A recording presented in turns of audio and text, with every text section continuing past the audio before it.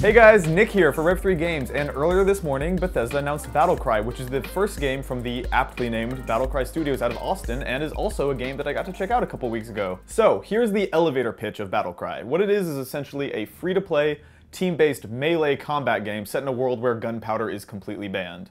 As a player, you take on one of 5 different classes. There's the Enforcer, the Duelist, the Tech Archer, the Gadgeteer, and the Brawler, 3 of which we got to mess with in our demo. From talking to the developers about the game, the idea was sort of to take the animation-driven single-player combat you see in action games and translate that to multiplayer, which is something I don't think I've ever really seen before, except for maybe Chivalry on the PC. That's kind of the closest example. But this is totally third-person and is all about these huge, almost TF2-style maps that you run around.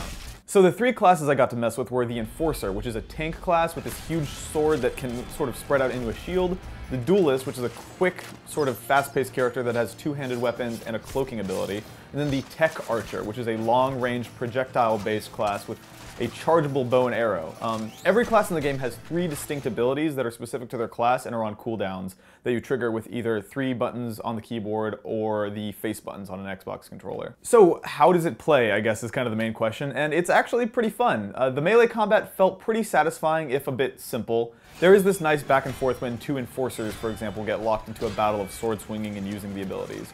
After messing with each of the classes for a while, I actually settled into the Enforcer as my favorite, and found myself pretty quickly putting together a strategy of like lunging into a battle and then using the whirlwind spin ability to hit as many dudes as possible, then using my standard attack and shielding while sort of waiting for my cooldowns to end and building my special moves back up. Moving around the world is actually pretty fun too. They've placed grapple points all over the stages that kind of allow you to quickly get around, because the game is so melee focused that if you're out of combat for too long, it would get a little bit boring. So does it truly capture the animation-driven combat of single-player games? I think it's a little too early to say, but based on my early experience with the game, I kind of have 2 main concerns. One of them is that the ranged combat character, the Tech Archer, who I used, just didn't feel very good. The melee battles seem like the heart and soul of this game, and picking off enemies at long range with very little feedback was just simply not very satisfying. The other concern is that it doesn't seem like there's necessarily a ton of depth in the hand-to-hand melee combat that I experienced. It was mostly just pulling right trigger or clicking the left mouse button over and over, but maybe that's just because I'm new at the game and I suck at it.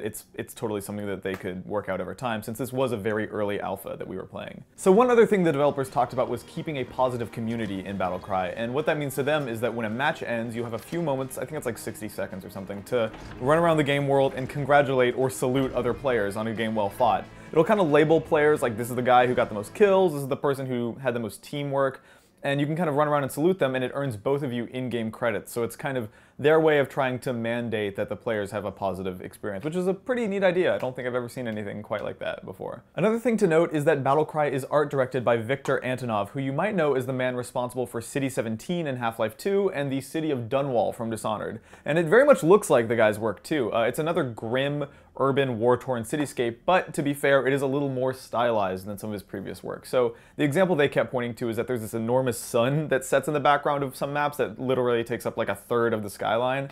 It's a little more colorful though, and a little more interesting than most of the other team-based shooters out there, Team Fortress 2 notwithstanding. Anyways, Battlecry goes into open beta in 2015, so it is still a little ways off. If you have questions about the game, leave them down below and I'll be hanging out in the comments and answering anything you want to know about my time with Battlecry, but yeah, thanks for watching.